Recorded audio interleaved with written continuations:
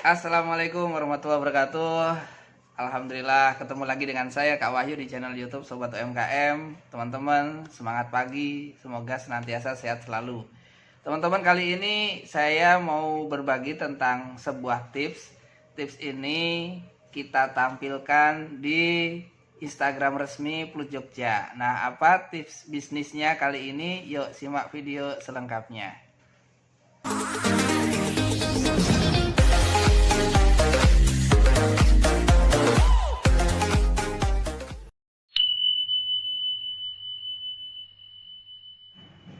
Oke teman-teman semuanya, Instagramnya adalah Plus Jogja ya. Jangan lupa bagi Anda Sobat UMKM semuanya yang belum follow silahkan follow ya, @plutjogja. Nah, salah satu postingannya kemarin ya itu terkait dengan 8 tips membuka kembali usaha Anda pasca pandemi.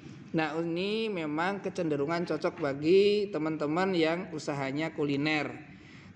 Seperti yang kemarin teman-teman juga mungkin rasakan di awal pandemi, di awal tahun 2020, banyak ya usaha yang kemudian tutup ya, terutama usaha-usaha kuliner. Nah, 8 tips ini apa aja? Yuk kita bahas satu persatu. Yang pertama adalah riset kembali pasar Anda. Nah, Anda di sini kami minta untuk melakukan cross check kembali terhadap siapa sih yang akan menjadi segmen market Anda. Dalam hal ini ya konsumen Anda ini siapa? Misalkan laki-laki perempuan, behaviornya bagaimana, terus kemudian dia tinggalnya di mana, begitu ya. Jadi customer segment ini penting teman-teman untuk kemudian menjadi salah satu ya yang harus diperhatikan. Yang kedua adalah evaluasi kembali terhadap menu Anda. Bila mana kemarin teman-teman sebelum pandemi ini bikin produk itu ABCD banyak banget ya, maka setelah pandemi ini menurut saya ada baiknya bila Anda ini menyesuaikan menu dengan lebih banyak menganalisa terkait dengan permintaan pelanggan baru. Karena tadi kan pertama riset pasar nih. Nah, hasil riset pasar kan pasti ada hasil. Nah, tentukan produk Anda ini sesuaikan dengan siapa yang akan menjadi tujuan di customer segmen Anda. Nah, lanjut ketiga tentang evaluasi kembali pemasok Anda. Evaluasi pemasok ini adalah tentang supplier. Kan kalau kemarin mungkin kita ini menggunakan supplier yang menyediakan bahan-bahan sesuai dengan permintaan kita. Nah, ini sebaiknya Anda cek kembali apakah kita bisa mendapatkan harga terbaik dari mereka atau enggak. Nah, kalau misalkan enggak atau mereka menjualnya terlalu tinggi, ya mungkin ada baiknya Anda untuk melakukan evaluasi lagi.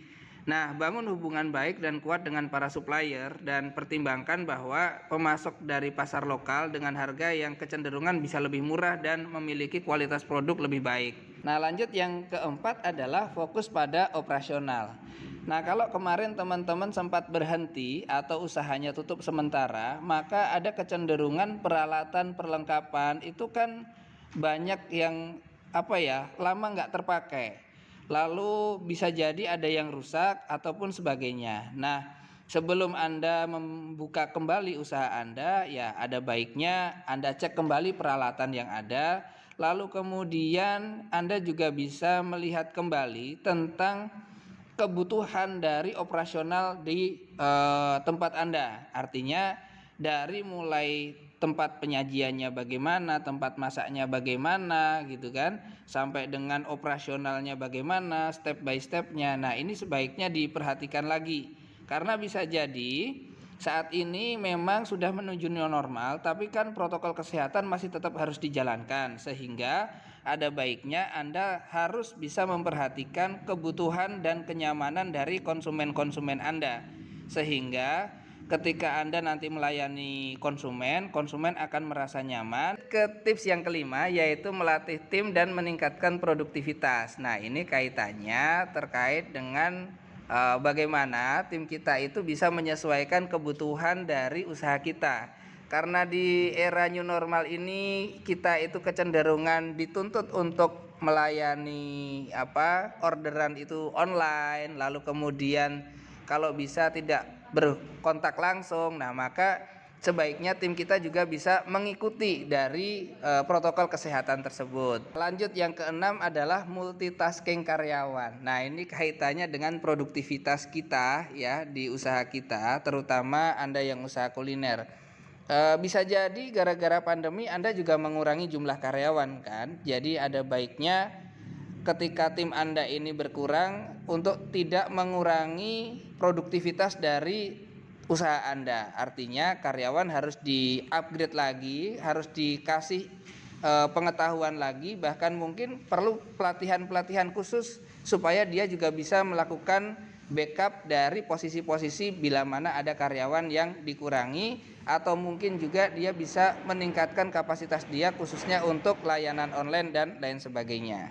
Lanjut ke tips yang ketujuh terkait dengan pemasarannya nih. Ayo jangan kendor dalam melakukan pemasaran, dan ayo maksimalkan potensi platform online seperti media sosial, marketplace ya, yang bisa digunakan untuk menawarkan terkait dengan produk-produk Anda. Bahkan kemudahan-kemudahan yang Anda berikan untuk layanan produk Anda, sebaiknya nih Anda bisa optimalkan nih media sosial untuk memberikan informasi kepada para calon konsumen Anda. Sekaligus juga ada juga nih kan layanan gratis ongkir dari Dinas Koperasi ya, yang Anda bisa manfaatkan juga. Anda bisa ya menambahkan value produk Anda, lalu kemudian iklankan tentang produk dan layanan Anda ini kepada masyarakat luas. Tips ke-8 adalah berhemat. Nah, ini kaitannya bila Anda ini memulai usaha itu dengan kondisi modal yang cukup pas-pasan ya. Kalau memang kondisinya tidak memungkinkan untuk kemudian membuka dengan skala yang lebih besar seperti sebelum pandemi, ya jangan dipaksakan teman-teman. Yang penting segera untuk bisa memulai beroperasi lagi saja. Sedangkan Anda ini dalam kebutuhan operasionalnya, dalam kebutuhan marketingnya, dalam kebutuhan yang lain sebagainya, mungkin dikurangin dulu untuk yang berbayarnya. Jadi berhematlah dan optimalkan dulu dari diri Anda. Dan bila mana Anda saat ini masih merasa perlu belajar, ya teruslah belajar. Kita bisa belajar via online, belajar via buku dan lain sebagainya. Atau Anda juga bisa konsultasi usaha ya dengan teman-teman konsultan atau mungkin dengan teman-teman yang lebih senior. Pastikan bahwa dalam menjalankan usaha di awal itu jangan langsung buru-buru untuk mengeluarkan banyak uang, karena menurut saya berhemat ini bisa menjadi salah satu alternatif solusi untuk Anda ini bisa segera menjalankan usaha lagi. Nah, demikian teman-teman untuk tips sederhananya. Semoga ini bisa bermanfaat dan semoga apa yang kami sampaikan ini bisa menjadi inspirasi atau sesuatu yang baru ya, yang bisa menambah pemahaman Anda sehingga ketika Anda nanti membuka usaha itu Anda bisa lebih nyaman dan lebih mudah dalam menjalankan. Semoga kita senantiasa diberikan kesehatan, semoga kita juga dimudahkan dalam menjalankan usaha dan sukses selalu untuk kita semuanya. Amin amin ya rabbal alamin. Terima kasih, kurang lebihnya mohon maaf. Wassalamualaikum warahmatullahi wabarakatuh.